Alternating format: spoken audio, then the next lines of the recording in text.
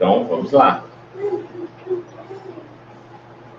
A lição é: e por que me chamam Senhor, Senhor, e não fazeis o que eu digo? Em lamentável indiferença, muitas pessoas esperam pela morte do corpo a fim de ouvirem as sublimes palavras do Cristo. Muitas pessoas ficam descrentes das religiões e então se afastam de todas as religiões.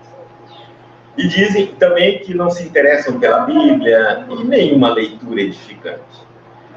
Acreditam ou acalentam, alimentando também isso, a ideia de que quando morrerem vão conversar com Deus, com Jesus, o que assistir, porque agora eles não acreditam em nada. Que a Bíblia é escrita por homem, foi adulterada, que todo mundo pode estar falando uma mentira, enfim, vai se afastar das religiões e vai aguardar o dia que morrer. Se Deus existir, se Jesus existir, ele conversa depois com ele. Não se compreende, porém, o motivo de semelhante propósito. Está falando assim, é incompreensível essa atitude. O mestre permanece vivo em seu evangelho de amor e de luz. Ele fala que os ensinamentos de Jesus estão no evangelho. O evangelho foi adulterado? Foi, gente. Ele foi modificado? Foi. Mas a base, o núcleo dos ensinamentos não foi. Foi mudada a maneira de falar.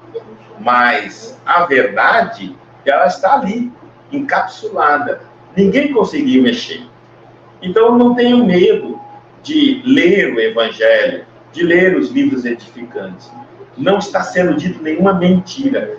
Muitas vezes, a gente vê os historiadores agora descobrindo cada vez mais nas escavações que tem. É natural que, de repente, descubram uma coisa inovadora, que modifica um fato. Por exemplo, Jesus não nasceu no dia 25 de dezembro. Jesus nasceu, por exemplo, dia 8 de abril. Né? Mas, pelo calendário, tudo bem. Mas isso faz com que Jesus diminua ou cresça porque não nasceu no dia 25 de dezembro? Não. Então, as descobertas que estão se fazendo e mostrando que a Bíblia pode estar errada na maneira dela, não está alterando o conteúdo, o núcleo profundo dos ensinamentos do mestre. Altera as datas, tá? Quando falam que Noé, Moisés viveram 300, 150 anos, lógico, naquela época não era o calendário romano da nossa época, tá certo? Não, o ano não era de 365 dias, então o ano era bem menor. É natural que se eu vivesse até os 70 anos, colocado naquele calendário que ele seguia, eu teria vivido até os 140 anos. Ora, a contagem de um tempo depende do referencial que eu utilizo. É que agora, com as descobertas da ciência, há tempos atrás, que criamos o calendário e que contamos o tempo no mundo inteiro de uma maneira, aceitamos uma única contagem de tempo, sim, agora nós estamos conseguindo nos entender. Mas vamos lembrar que naquela época, cada região tinha o seu próprio calendário. Não havia um único calendário. E foi isso aí, gente, foi criado depois de Jesus, mais ou menos 100, 200 anos depois. Então nós precisamos entender que naquela época de Moisés, em que as pessoas viviam 1500, 600 anos, gente, de que calendário eles estão falando? Roma nem existia, porque nós hoje seguimos o calendário romano. Então, depois do calendário romano, e ainda não é o calendário que Roma utilizava, não era o calendário que os países asiáticos utilizavam. E que depois de muito tempo que foi ficando essa unificação. E essa unificação só ocorreu para ficar mais fácil de comercializar mercadorias. Tá certo? Foi o mercado, por causa dos núcleos, da dificuldade de negociação entre os países, é que começaram a ver as padronizações de horário, de calendário, porque já pensou como é que você, em Roma, Os romanos comprariam um alimento, um produto da China, e falava para ele: quantos dias você me entrega essa mercadoria? O chinês fala: 30 dias. Aí você fala: bom, eu vou marcar no meu calendário romano aqui 30 dias, mas no dele era 1 ano no meu. Aí nós não conseguiríamos dar certo. Então, o seu 30 é o meu 30, qual é o calendário que você está falando aí? E aí começamos a unificar os calendários. Então é importante. Então Noé não viveu 300 anos como na... Tá, gente, o que isso importa?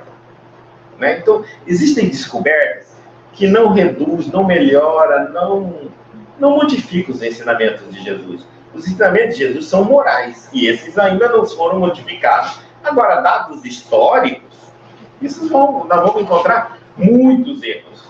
Muitos. Eu acredito que vai. Mas, até agora, nada foi encontrado que seja diferente dos ensinamentos de Jesus. Morais, dos ensinamentos morais. Então, não se compreende, porém, um motivo de semelhante propósito. Ele está falando que o mestre está vivo no evangelho de amor e de luz. É desnecessário aguardar ocasiões solenes para que ouçamos os ensinamentos sublimes e claros. Ele está falando assim que não é necessário mais aguardar reuniões solenes, encontros religiosos. Eu posso pegar hoje a Bíblia e ler em casa, a qualquer momento, estudar, ler um livro. Eu posso buscar esclarecimento do cristianismo em qualquer momento da minha vida. Hoje não tem mais, como antigamente, quando tudo era, a Bíblia era proibida ao povo e as missas eram celebradas em latim, porque a língua que mais se assemelhou a nós foi a latina, mas não a latina erudita, falada em Roma, mas o latim popular, aquele latim do povo, que é tudo errado, né? Então é esse latim que transformou no nosso português. O latim erudito, que somente os doutores de Roma falavam, esse se perdeu no tempo. Então quando a gente fala no latim, é um latim meio já portuguesado, já no meio do processo, tá?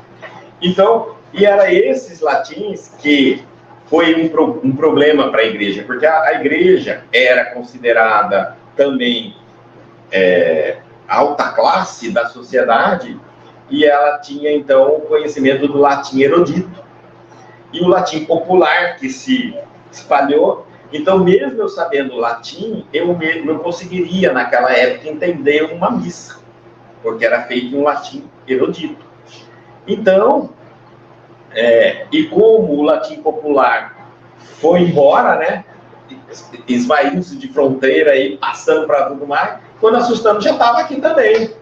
Então, estamos aqui agora, nosso português. E aí veio a igreja luterana a publicar esses livros, a Bíblia, produzi-la em larga escala e divulgou, entregou para a mão de todo mundo. Então, o conhecimento ficou para todo mundo. Hoje não preciso mais estudar teosofia, teologia e muita coisa para ler uma Bíblia. Eu posso comprar a grande parte das Bíblias, até se ganha, para a gente ter uma noção. Muitos aprendizes aproximam-se do trabalho santo, mas desejam revelações diretas. Nós temos isso, é dentro de nós mesmo. A gente acredita que a gente quer sempre ouvir revelações, futuro. Nós temos aquela coisa assim, de querer saber o futuro, o que vai acontecer, o que não vai acontecer. E isso acaba gerando uma expectativa descabida. Olha, imagina, Jesus na Bíblia mostra-nos isso. Um homem cego de Jericó, por exemplo, procura Jesus e diz: Senhor, ele vira para um homem cego, mendigo da época, e diga: o que queres que eu faça? Seria uma decepção para nós. Já pararam para pensar?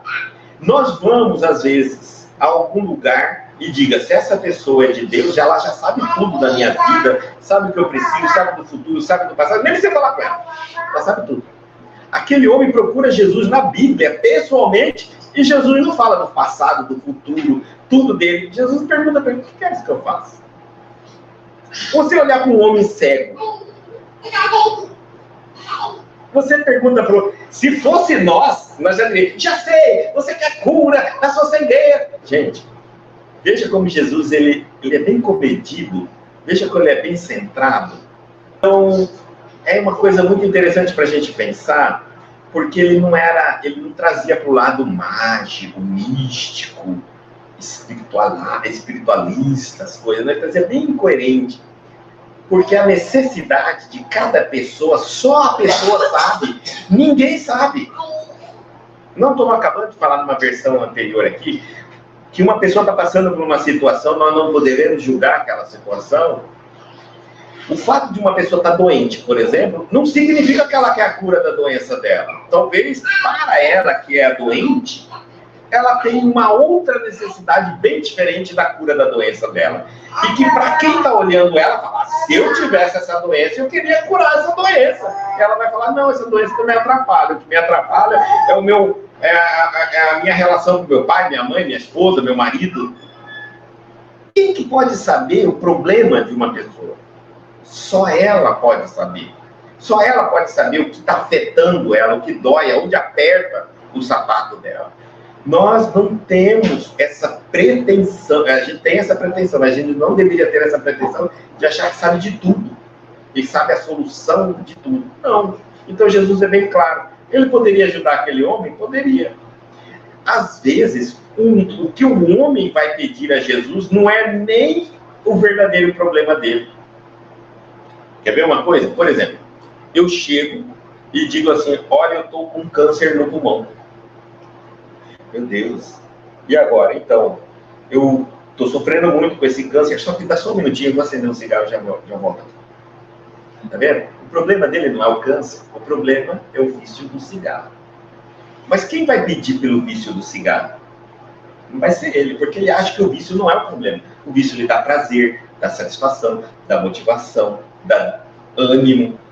Ele acorda de manhã para fumar, ele trabalha e fuma um pouquinho. O que está ruim na vida dele é o câncer proveniente do cigarro. Então, se eu curar o câncer do cigarro, ele pode fumar por mais tempo.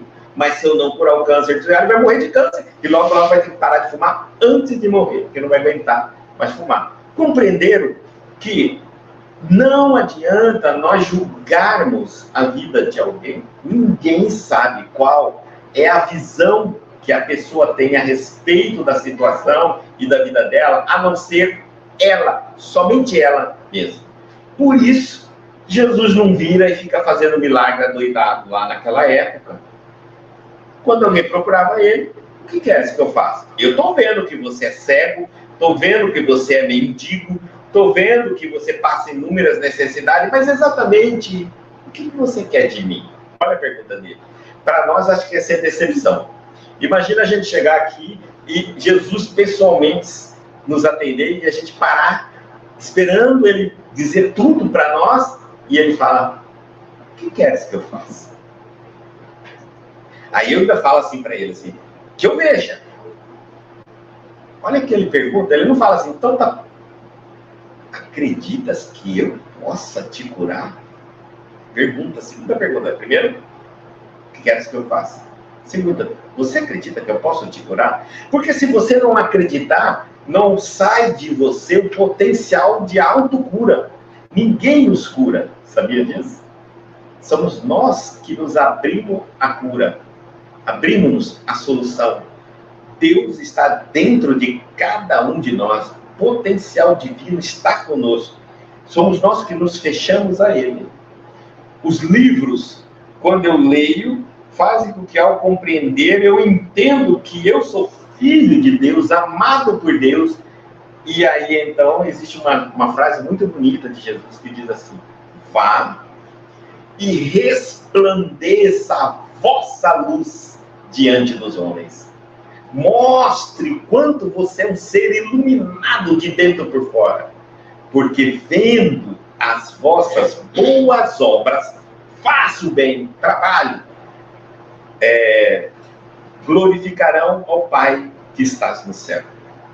Então, olha só, ele está mostrando para nós que nós somos seres iluminados, amados, e que se eu não reconhecer isso, não tem como ajudar. Então, por isso que ele pergunta: acreditas que eu possa curar? E o homem responde: mas você é o Filho de Deus, você é o enviado, é o missionário. Claro que eu acredito. Olha o que Jesus fala pela terceira vez. Ele falou: então eu curei você. A partir de agora eu te dou a salvação. Não, porque ninguém pode dar. Ele diz: faça conforme a tua fé. Devolve a bola de novo. Tudo que o homem foi buscar nele, Jesus só fez um trabalho com aquele homem: mostrar que nele estava toda a solução.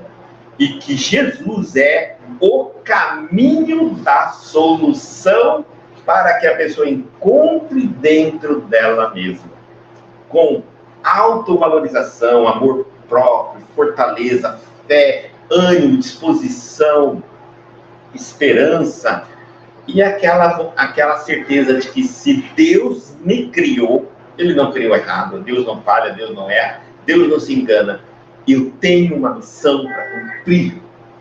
A primeira dela, me amar, aprender, crescer, desenvolver, sair, partir deste mundo muito melhor do que quando cheguei. Muito melhor. Então, é isso. Imagina aqui ele está dizendo: por que nós precisamos de revelações diretas? Em nenhum momento nós vamos encontrar Jesus revelando coisas às pessoas, e sim tratando do problema as quais elas achavam que tinham. Você sabe que problema não existe. Existe desafio existencial. Isso existe em milhares. Mas problema não existe. Problema só tem quem acha que o possui. Porque o que é problema para mim pode não ser para você. O que é seu não é para mim. Por isso que o problema é relativo aonde ele se encontra. Por exemplo, se um vizinho briga comigo e com a Mari, eu não consigo dormir à noite. A Mari, tranquila, até perdoa ele e ainda leva doce no dia seguinte. Aí eu vou dizer: esse vizinho é um problema? Não sei. Para mim é, para ela não é. Então ele é ou não é? Depende. É para mim porque eu acho que é. Não é para ela porque ela não acha que é. Então, se eu disser que posso, você pode. Se você disser não posso, não pode, não vamos discutir. Porque você é dono, senhor de si mesmo. Todo o seu potencial é administrado por você. Ele está dizendo assim: teriam mais fé, asseguram displicentemente. Às vezes a gente quer essa intervenção direta. Se eu visse do Senhor, se Deus aparecesse para mim, se Jesus aparecesse para mim, de modo pessoal, em suas manifestações divinas.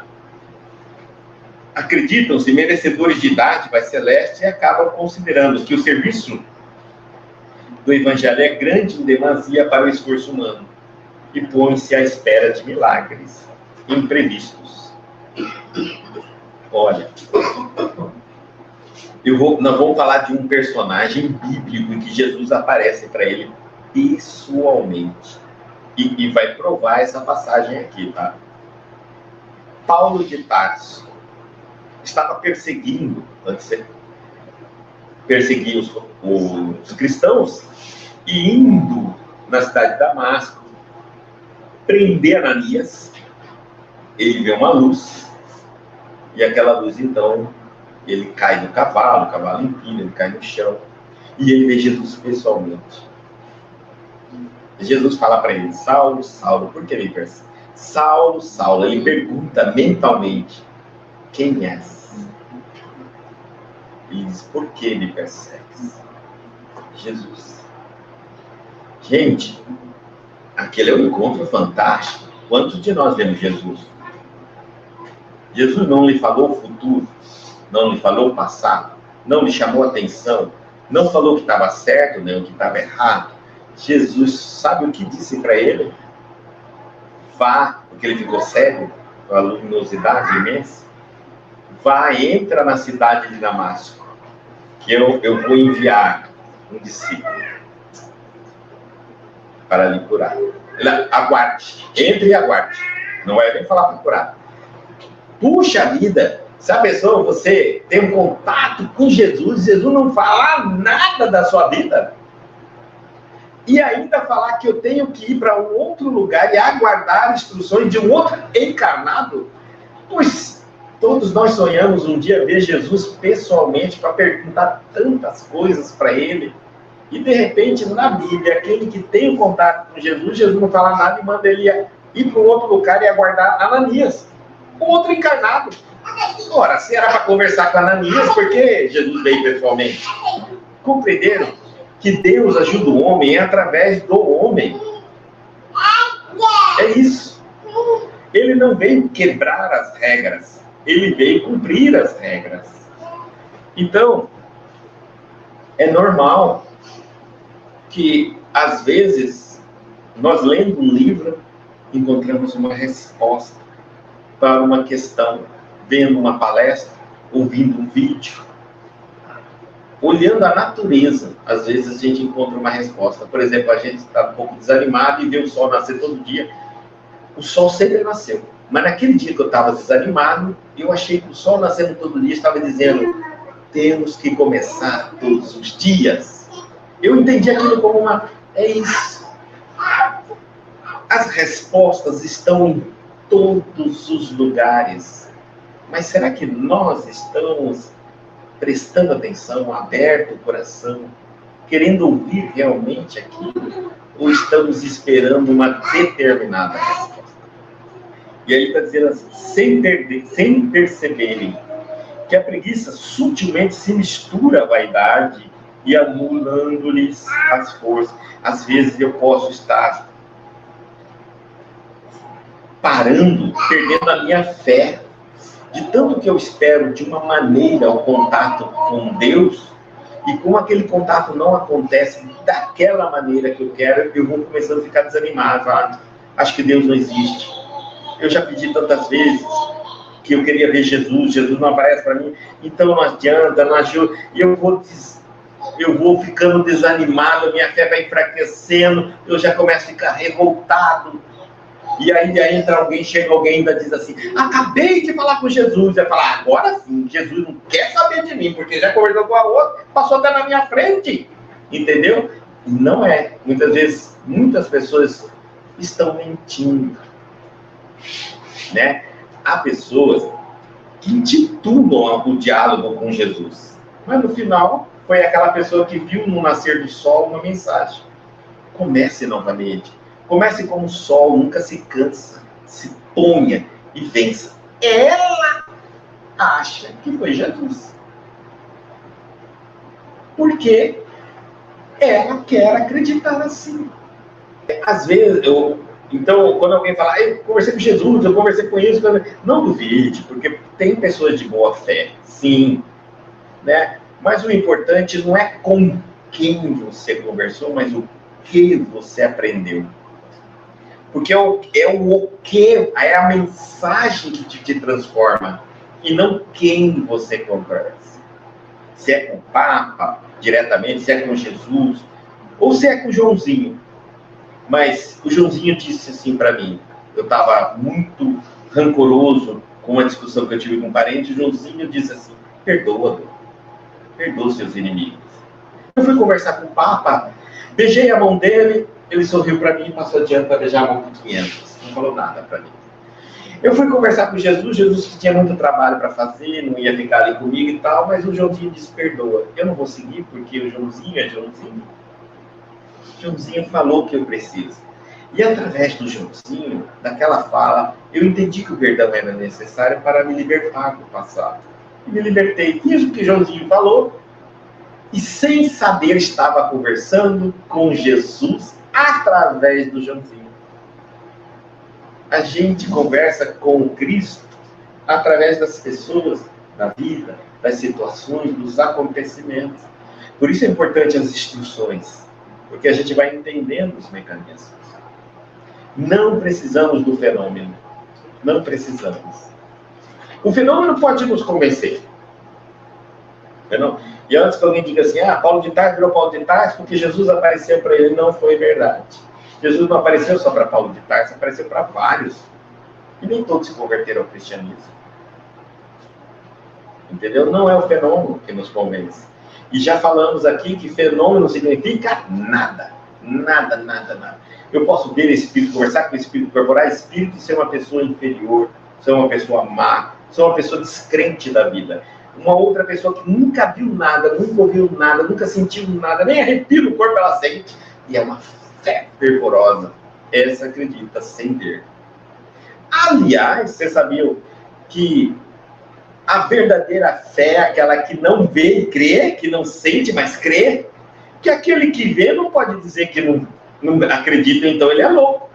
Eu estou acabando de dizer, eu vejo os espíritos, eu falo, mas eu não acredito em espírito, então você é louco. Agora, aquele que não vê, que tem o direito de duvidar, diz assim, e eu acredito. Então esse é que tem a fé. Esse é que tem a fé viva. E aí ele diz assim, tais companheiros não sabem ouvir o Mestre Divino em seu verbo imortal.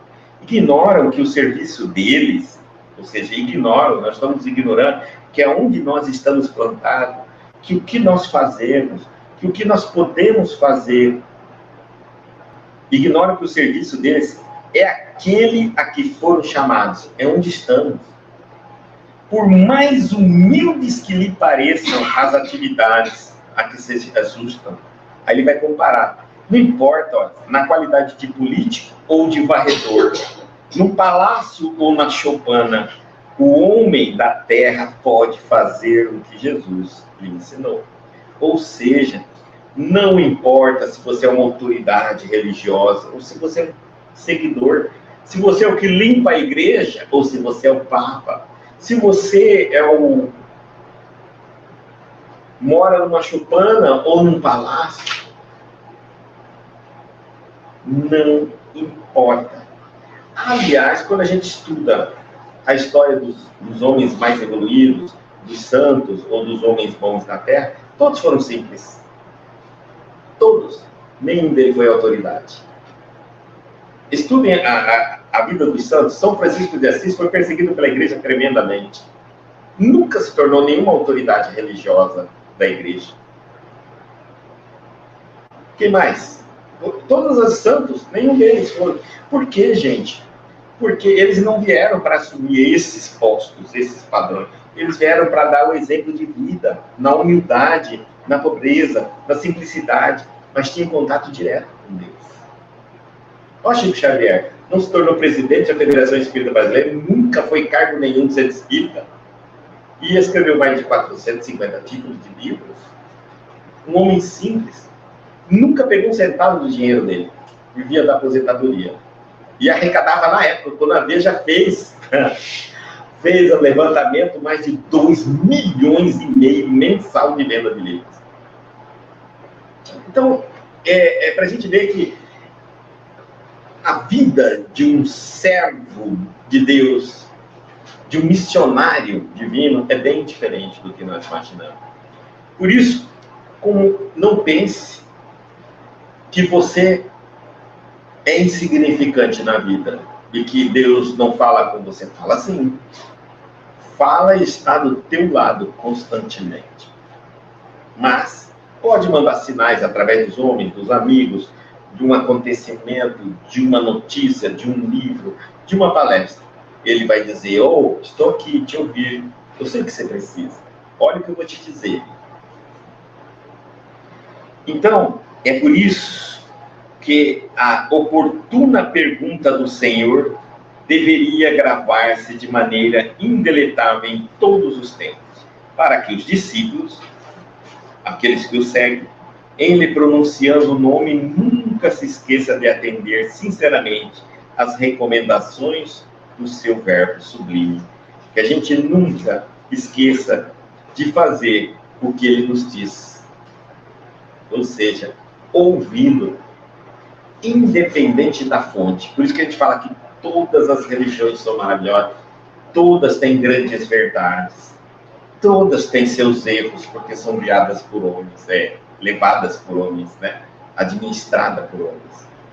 Então, mas tem verdades. E se eu ouvir uma verdade, aonde quer que eu ouço, e de quem quer que eu ouço, é verdade, é verdade. Mas como eu vou saber que é verdade? É isso que nós estamos falando. Nós precisamos ler e estudar para conhecer os ensinamentos de Jesus. E aí eu sei quando alguém está falando contra os ensinamentos de Jesus e a favor dos ensinamentos de Jesus. Rapidamente.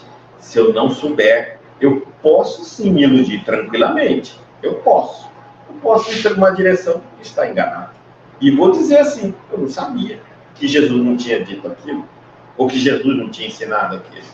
Então, além de eu escolher um caminho, eu tenho que me resguardar contra os assédios da inverdade, da mentira, da ludibriação, das enganações.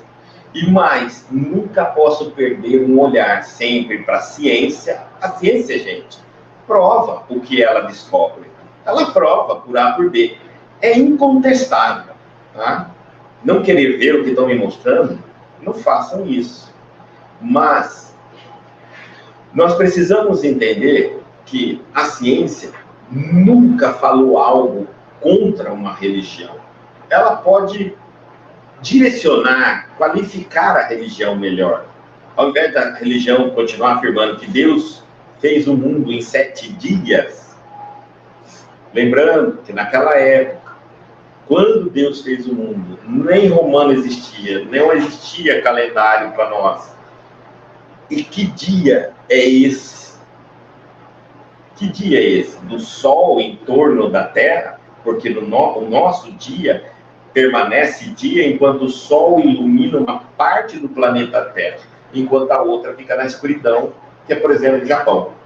Quando o Sol aqui fica escuro, a noite aqui fica claro. Então, que dia exatamente a gente está falando que Deus fez o mundo? Em 7? Como exatamente? Lembrando, em um universo gigante, de mais de 1 trilhão de galáxias, exatamente ele teria escolhido a galáxia do nosso Sol e pego o nosso planeta Terra para ser o referencial de todo o universo.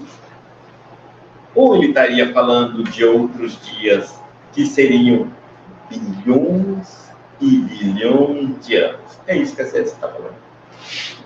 Milhões e milhões de anos. Ah, bom. O que é mais possível? Vamos lá. 7 dias? Ou 7 bilhões de anos? Racionalmente, 7 bilhões. Diminui? Deus? Não. Coloca ele dentro de uma ordem cronológica, racional, possível, inclusive, das classificações periódicas do surgimento de todas as espécies no nosso planeta. Tira a ciência do meio. Vamos lá, vamos pensar assim. Então, vamos fazer um exercício. Arranca a ciência e tenta explicar. Não vamos conseguir. Eu digo sempre assim.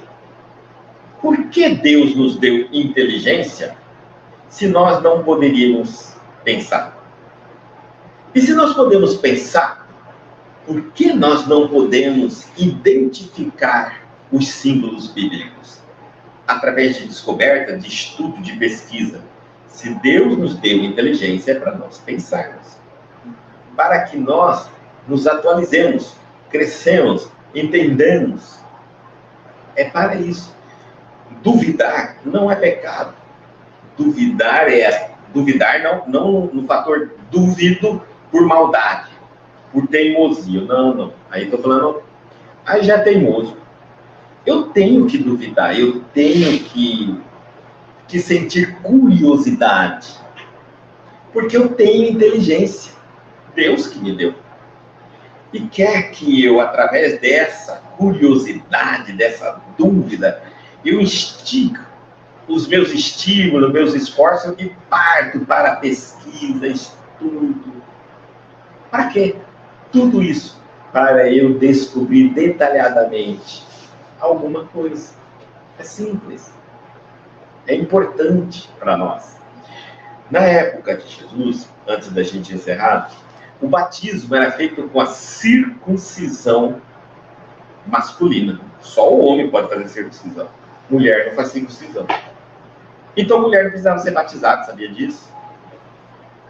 Agora tenta entender. Vamos, gente, é importante a gente questionar. Mas se o batismo nos livra do pecado original, por que as mulheres não eram batizadas? Somente os homens. Então, todas as mulheres são pecadoras? Certo? Bom, essa era uma tradição judaica. E onde a tradição judaica é uma tradição machista. Tanto que nos 12 apóstolos não tem nenhuma mulher sentada com Jesus na Santa Ceia. Mentira. Tinha mais mulher do que homem naquela época, que seguia Jesus. Como até hoje a religião seguem mais mulheres do que homens. Mas como uma visão judaica, é sempre homem. Maria Madalena, uma grande seguidora de Jesus, foi excluída quase que praticamente de qualquer história de Jesus. E, na verdade, é uma grande discípula do Cristo. Então, é importante a gente entender, aí isso tudo vem com a descoberta da história, que vai estudando os costumes daquela época.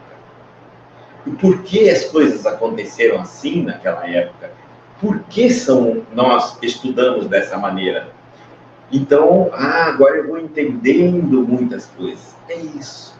Isso é quem é importante. E nós vamos percebendo que Deus, quanto mais a ciência entra e modifica e vai falando, não era bem assim, as coisas eram assim, acontecia, tanto que, por exemplo, quando a mulher era pega em adultério com o homem, a mulher era apedrejada até a morte. O homem não. O homem não era nem citado. Tá vendo? O primeiro filho de um casal, para ser abençoado por Deus, tem que ser homem, na visão judaica. Se for mulher, seu casamento não era abençoado. Tá vendo? Compreenderam? Então, mas naquela época era a tradição. Hoje não é mais assim. E é importante eu entender isso. Por que era daquela época? Dessa maneira. E algumas coisas foram escritas naquele costume daquela época. Eu tenho que compreender para entender hoje como seria. Não seria mais justo excluir a mulher do batismo atualmente. Não seria mais justo uma família, um homem estar desgostoso da esposa porque o primeiro filho for mulher e não homem. Não faz mais, não tem mais cabimento. Certo? Apesar da nossa religião, a raiz é judaica. A nossa religião cristã, ela sofreu uma forte influência. Olha, o Antigo Testamento é todo o povo hebreu, judeu. Então sofreu toda essa influência. E a partir de Jesus é que a religião judaica se espalha ao mundo. E então vai tomando formas diferenciadas do cristianismo. Vai se enfraquecendo a história do judaísmo, dos hebreus, para fortalecer os costumes que Jesus veio implantando. E aí veio implantando os apóstolos, não eram judeus, eram gregos, tá certo? Eram romanos, e tinha também judeu, mas não eram todos judeus. Então eles começaram a fazer a influência dos costumes deles conforme a vida que Jesus teve. Por isso que o Novo Testamento é totalmente diferente do Antigo Testamento. Influências, modificações. O tempo passa, a história se modifica. Se hoje os apóstolos fossem escrever a história hoje, não apareceria a mulher adúltera.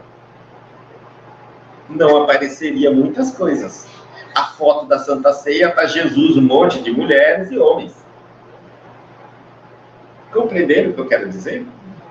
atualização. A ciência não quebra-se a religião, ela fortalece a religião, ela mostra para nós que a verdade de Jesus é imutável. Por isso, abrimos a cabeça, aceitamos as religiões, as descobertas, nos orientamos, nos refazemos, reprogramamos, tiramos as gorduras dos ensinamentos e vamos ficando cada vez mais fervorosos. É assim, sendo o fervor, a fé, muitas pessoas morrem de medo de enxergar a verdade, porque elas têm medo de atingirem a fé. Não, a ciência não vai contra a fé. Nossa, a ciência fortalece a nossa fé, porque a gente passa a crer na realidade dos fatos, e não em algo que na época foi escrito como pensando que nunca seria diferente daquilo. E hoje é. Por isso que alguns jovens chegam na família, quando os pais começam a pregar, e falam, pelo amor de Deus, hoje em dia não é mais assim. É porque o pai não se atualizou. A religião tem que ser atualizada, é verdade, não é mais não. Né? Tal. Senão a gente vai perder nossos jovens, e a religião hoje está perdendo os jovens. Cada vez mais, o grupo de jovens é muito pouco.